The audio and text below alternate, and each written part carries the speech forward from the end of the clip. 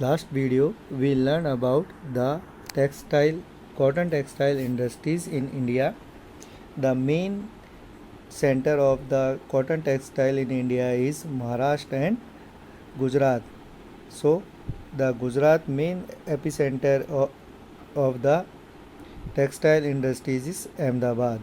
Ahmedabad, it is the located in Gujarat on the bank of the Sabarmati river. जो अहमदाबाद है वो गुजरात में साबरमती नदी के किनारे बसा हुआ है. The first mill was established in 1859. जो पहली टेक्सटाइल मिल है गुजरात में 1859 में बनी. It soon become the second largest textile city of India after Mumbai. Mumbai के बाद में जो दूसरी सबसे बड़ी जो नगर के रूप में अहमदाबाद जो टेक्सटाइल नगर के रूप में डेवलप हुआ. Ahmedabad was therefore often referred to as the Manchester of India.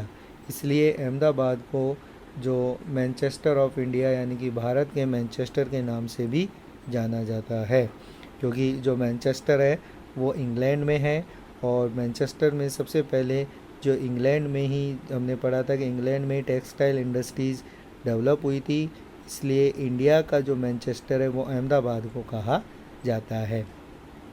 Favourable locational factor were responsible for the development of the textile industries in Ahmedabad.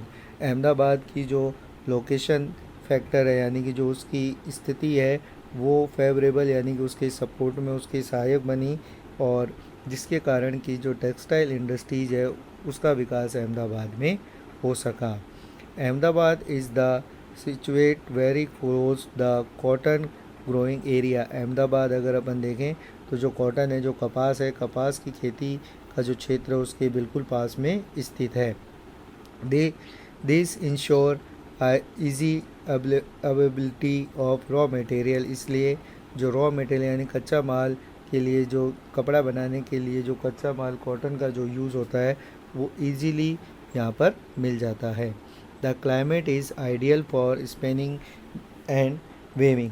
यानी कि जो क्लाइमेट है यानी कि जहाँ का जो अहमदाबाद का जो जलवायु है वो जो कॉटन है उसको उगाने और उसकी देख रेख करने में सहायक होता है.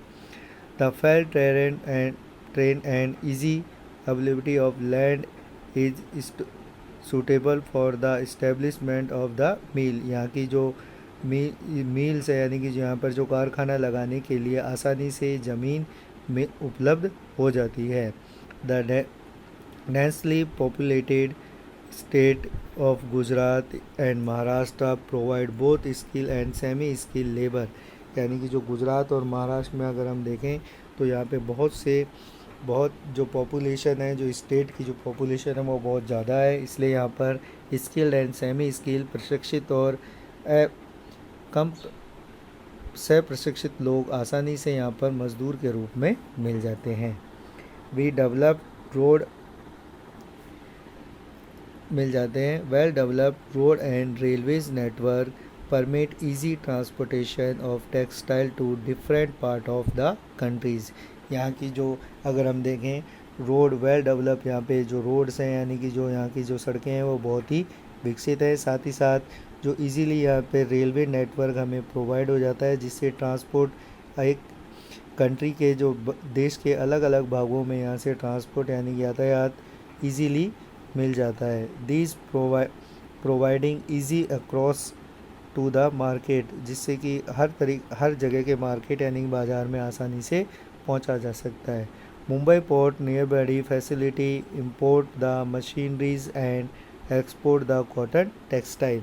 जो मुंबई का जो मुंबई पोर्ट यानी कि मुंबई जो बंदरगाह है वो यहाँ पर पास में ही है, जिसके कारण जो मशीनों को इंपोर्ट यानी कि बाहर से मशीनें मंगाना और जो कॉटन टेक्सटाइल यानी कि जो हमारे कपड़ा जो उद्योग है कपड़ा जो बनता है उसे बाहर दूसरे देशों में भेजने के लिए भी आसानी से सुविधाएं उपलब्ध हो जाती हैं.